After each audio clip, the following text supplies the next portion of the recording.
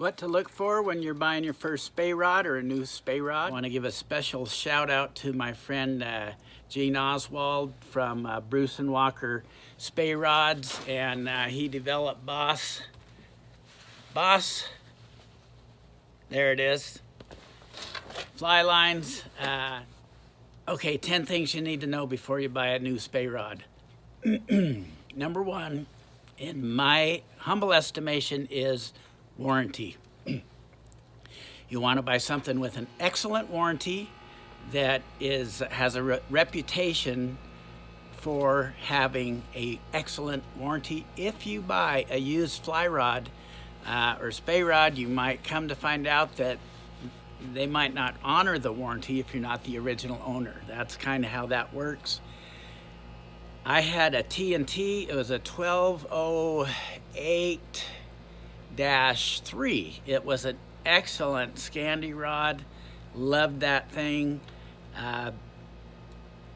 It got hit by with a dumbbell eye, dinged the tip on it, later on it broke, so I sent it back.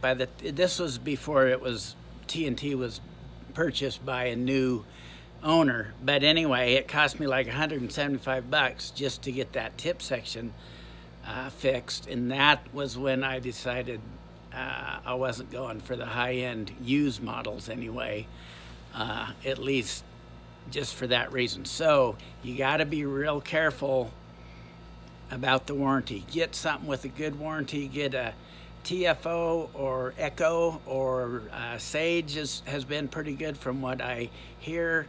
Get something with a great warranty.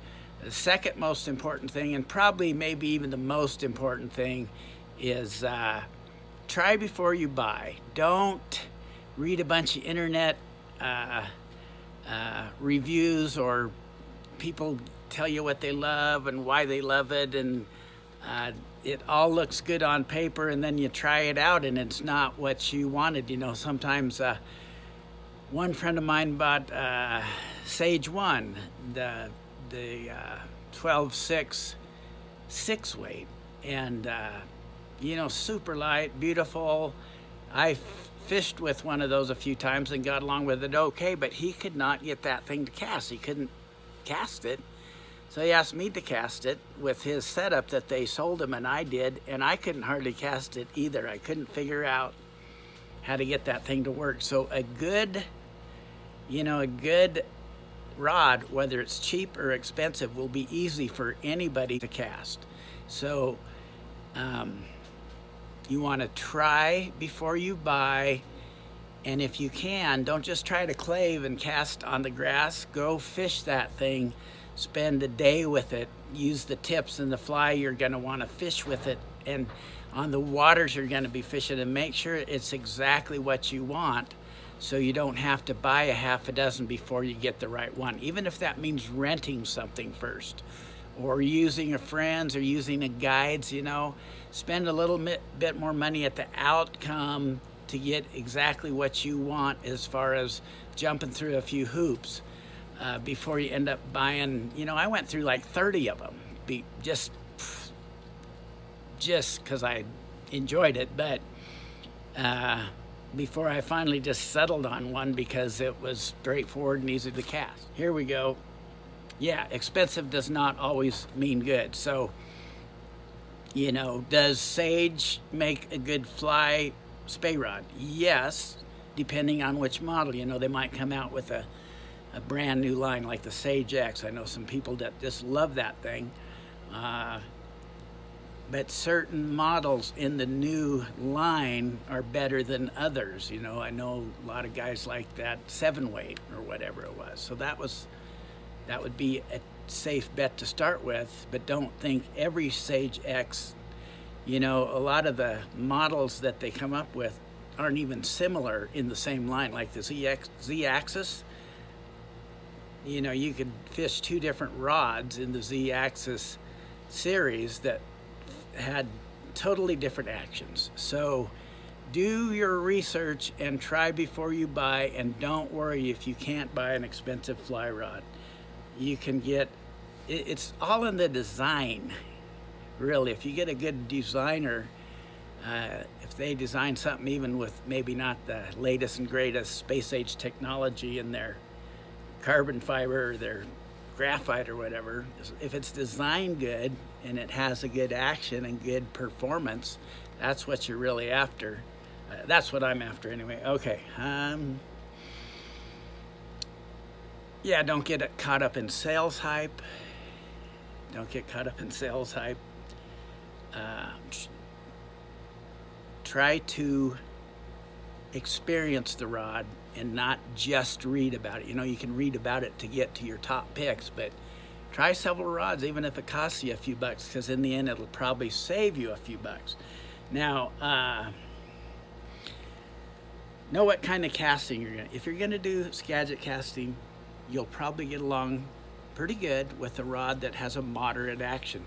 But when I taught myself, which is a loose term, loose way of saying, I tried to teach myself doing the single spey with a softer rod. It was difficult until I got a stiffer rod, and then a stiff rod made it easier for me to cast, learn a single spey cast, and to cast longer belly lines. Okay, that's just me. When I got better at casting, I could cast with all different styles, but for me it was easier to learn touch and go with a stiffer rod. That's neither here nor there. It's free. It's just what I experience. Pick one line and stick with it. Two at most, but don't think you got to have every single kind of line. And don't always, if you're buying from a fly shop, try to get them to loan you a few to try with it, because I've had a lot of friends who've got, you know, bought an outfit from a fly shop and it came lined with something that was too long or too heavy or too weird. It just didn't work right. So if you buy a rod, try to get a chance to try several lines on it that are going to go at the rate of sink tips and flies you're going to want to fish. They might just give you some big old heavy thing that you slog out there, and you might want something that's lighter that can still cast the same flies and tips. Poppy at the Red Shed Fly Shop in Peck, Idaho, if you send him a credit card number, he'll send you several different lines to try out, and that will help you get your rod dialed without buying a line, spending, you know, go buy a line for 50 or 60 or 90 or 100 bucks, find out it doesn't work, and you need something lighter, so then you turn around and sell it for half price, and then, you know, how many of us haven't done that several times? So anyway, buy one rod, buy a Skagit head for it.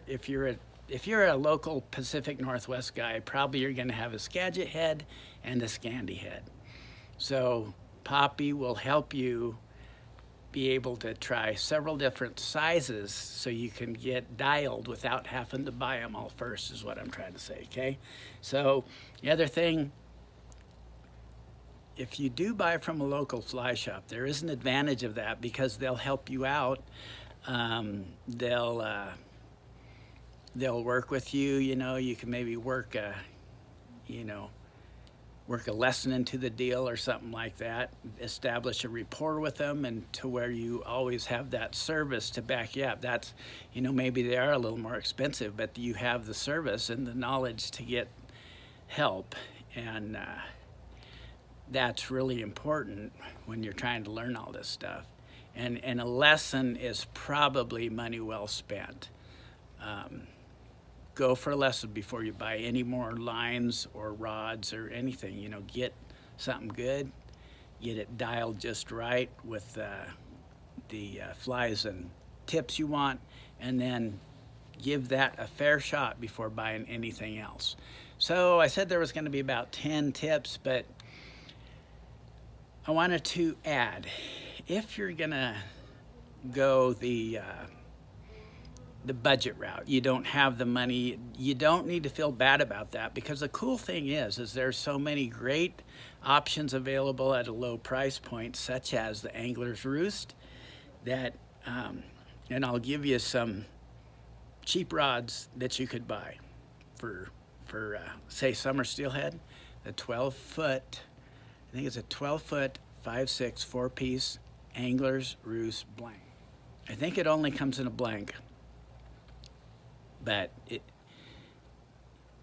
and you can get the components from Steve Godshell in, I think he's in Eagle Point, Oregon, or call Miser. Get your components from him. They have quality components for inexpensive price, or you can just get some cheap stuff off the internet.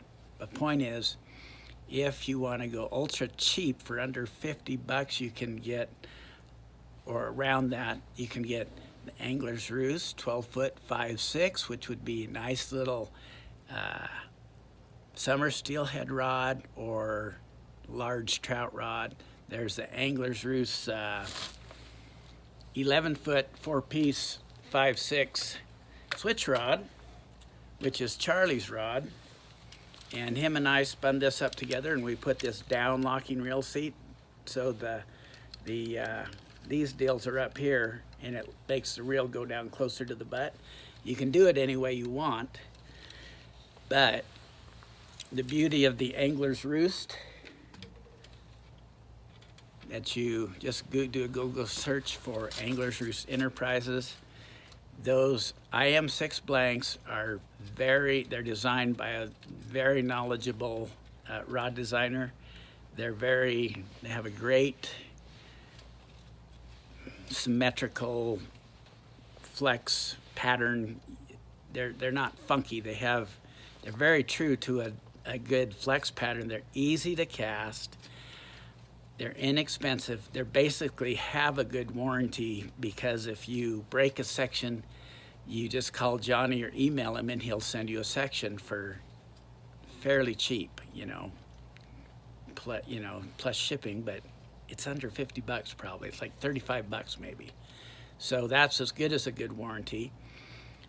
The other selections for steelhead, the Angler's Roost IM6, it's a 13-foot 7/8 weight, I think, 4-piece, very nice blank. That would be a good summer steelhead rod, even winter too.